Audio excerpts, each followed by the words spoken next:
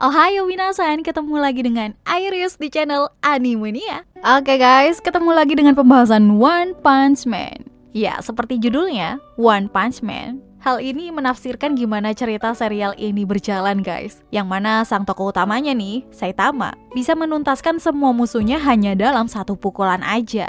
Ini menggambarkan seberapa kuatnya dan gimana kemampuan Saitama yang overpower.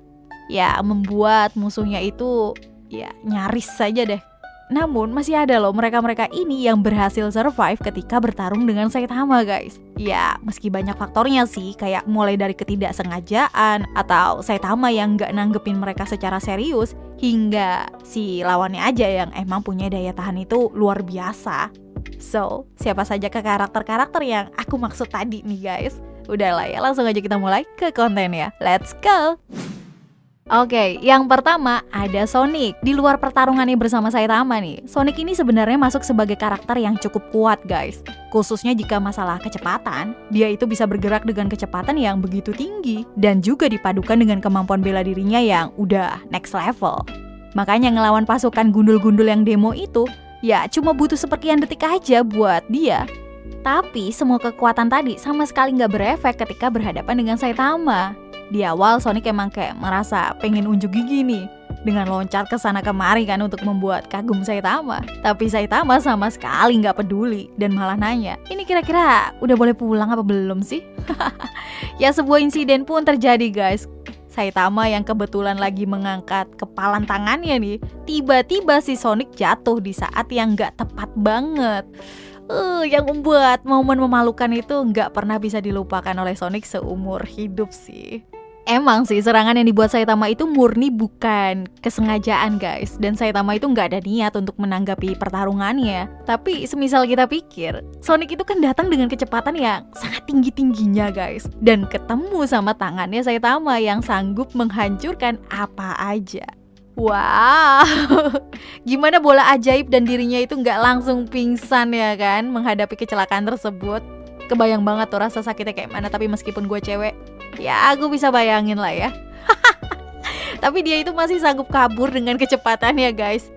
Disitulah gokilnya, Sonic itu masih hidup dan isu yang kita khawatirkan tadi kayaknya sih aman-aman aja. Mengingat Sonic itu nggak pernah nyinggung hal tersebut guys. Udah gitu Sonic itu nggak gampang menyerah pula. Nggak cuma sekali dia nantang Saitama guys, sampai 3 kali. Dan nggak nemu titik buat bisa ngalahin Saitama. Dari ketiga pertarungan itu aja dia masih hidup. Ya itu udah anugerah banget sih buat Sonic. Oke, kita lanjut yang kedua guys. Ada Lord Boros yang datang dari galaksi nan jauh di Mato. Ya sebelum kedatangannya ke bumi nih, entah udah berapa galaksi maupun planet nih yang udah dia singgahi guys. Namun dari semua planet, nggak ada satupun yang bisa ngimbangin kekuatan dari Lord Boros. Yang emang bisa kita kategorikan ini kuat banget guys. Toh juga nggak sedikit yang menganggap Boros itu bisa menjadi ancaman level God. Di bumi, sebenarnya Boros itu udah nemuin lawan yang kuat guys. Sayangnya kelewat kuat karena yang dia hadapi adalah Saitama dengan tinju super dupernya ya kan. Tapi lain halnya nih dengan Sonic tadi yang memang Saitama itu sama sekali nggak ada niat buat menyerang. Dan Saitama itu memukul Boros dengan pukulan yang biasa. Yang kalau pukulan ini diberikan kepada para monster level Dragon pun, ya pasti langsung jadi bubur.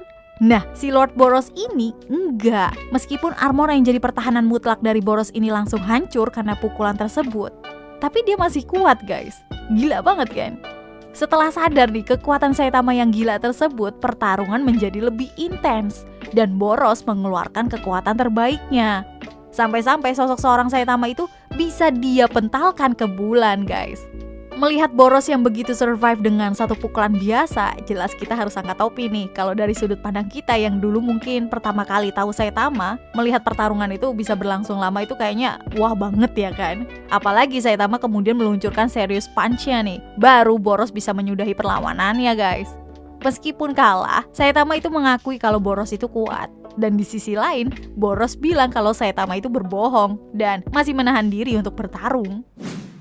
Next di daftar ketiga ada nama Orochi, sosok yang disebut sebagai Monster King serta dianggap sebagai ketua asosiasi monster guys.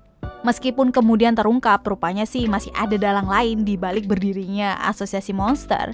Tapi untuk julukannya sebagai Monster King, itu sama sekali nggak bisa dianggap remeh. Karena bicara masalah kapasitas kekuatannya sebagai monster guys, Orochi tuh memang sangat mengerikan. Dia bisa membuat banyak monster dengan berbagai level, meskipun atas dasar rasa takut. Nggak ada satupun dari mereka yang memang sebanding dengan Orochi. Namun nasib kurang menguntungkan menimpanya guys, saat dia bertemu dengan Saitama di kandangnya sendiri, alias di markas asosiasi monster. Orochi itu curiga akan keberadaan sosok yang udah mengalahkan banyak eksekutif asosiasi monster. Ketemulah dia dengan Saitama. Dia cukup bersemangat dengan kehadiran sosok yang kuat.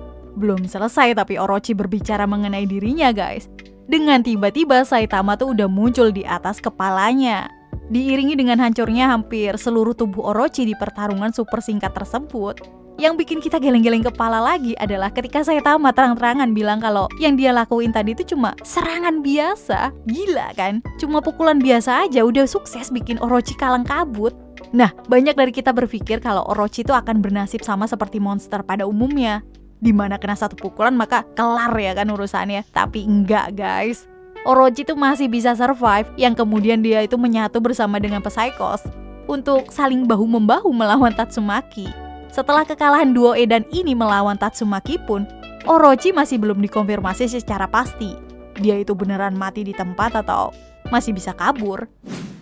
Kemudian kita masuk ke list berikutnya guys, ada Evil Natural Water. Oke, tapi sebelum lanjut, aku membuat Evil Natural Water ada di daftar ini berdasarkan cerita dari webkomiknya, khususnya sih di chapter 96 guys. Jadi andaikan nanti ada perbedaan di versi Murata Sensei, ya mohon harap dimaklumi aja ya. Oke, kita back to the point again. Evil Natural Water ini merupakan salah satu monster yang mengerikan karena konsep kekuatan dia tuh kayak nggak terbatas gitu loh. Bayangin aja, dia tuh mengumpulkan air untuk membentuk dirinya guys. Jadi semakin banyak air maka semakin luar biasa kekuatan yang dia punya. Maka kebayangkan kalau dia bisa berada di lautan dan menyerap airnya guys. Bener-bener gila. Dan kita bisa lihat hal edan tersebut di beberapa chapter kemarin yang sukses memberikan ancaman bagi umat manusia.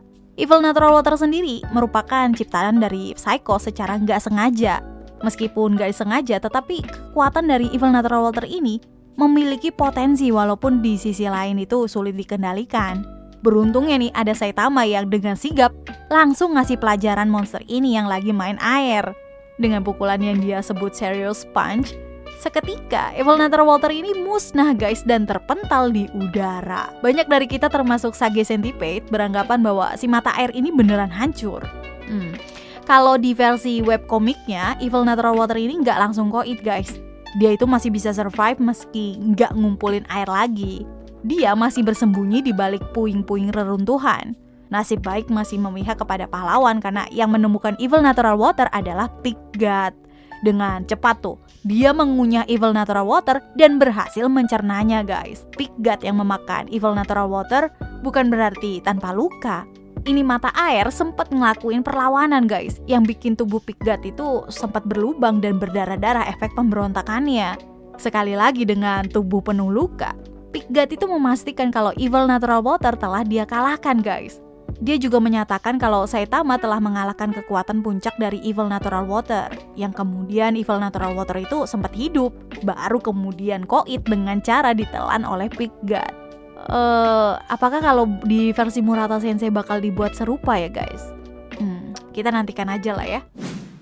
Oke, kita lanjut ke yang kelima guys, ada Monster Overgrown Rover. Dia merupakan monster yang juga dianggap sebagai eksekutif asosiasi monster. Alhasil kekuatannya jelas sangat mengerikan. Ini terbukti di mana tuh dia bisa membuat terpojok Garo dalam kejar-kejarannya mereka guys.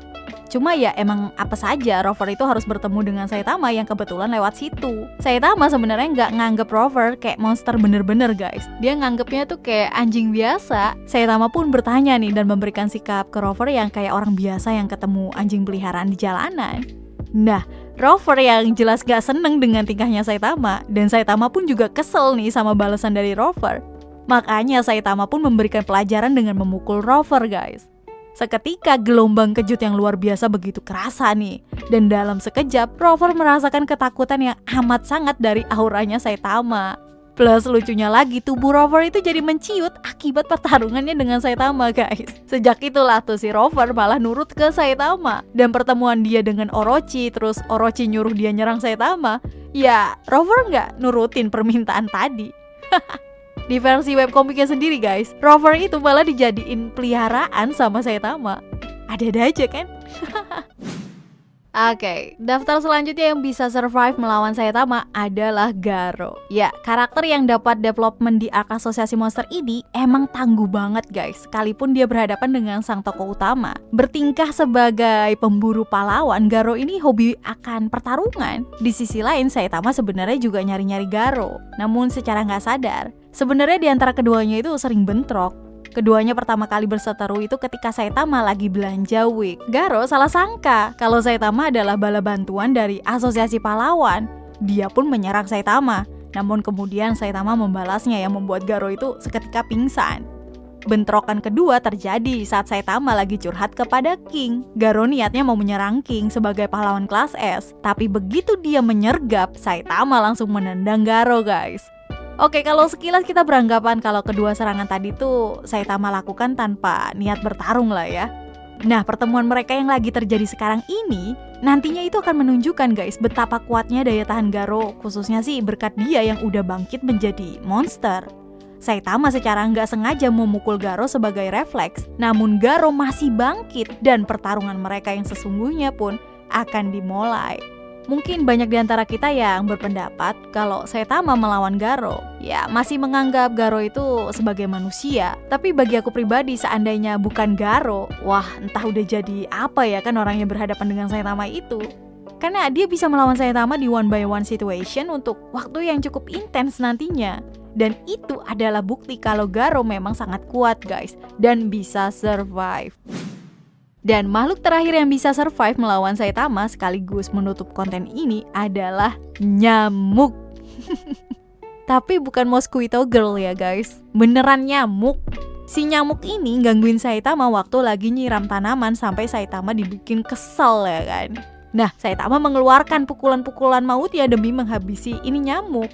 Namun gak berhasil. Gokil kan? Di saat monster dari galaksi nan jauh di Mato itu nggak sanggup nyamain kemampuannya Saitama guys. Ada nyamuk yang bisa bikin Saitama tuh ngejer-ngejer sampai telanjang bulat. Emang gak ada lawan sih ini nyamuk ya kan. Ya gara-gara ini nyamuk juga sih mempertemukan Genos dengan Saitama, yang membuat kiprahnya Saitama itu sebagai pahlawan kelihatan lebih serius guys. Oke guys, mungkin itu dia tadi daftar karakter yang bisa survive lawan Saitama. Sekali lagi, banyak banget faktor yang mempengaruhinya. Sekalipun Saitama bener-bener serius guys, aku yakin daftar ini gak bakal ada sih. Kecuali si nyamuk. Ya untungnya aja kan Saitama ini sifatnya rada-rada gestrek ya kan guys. Oke, mungkin segitu dulu aja konten kita kali ini. So see you again next time. Adios, caramelo, stay safe everyone. Salam Animania.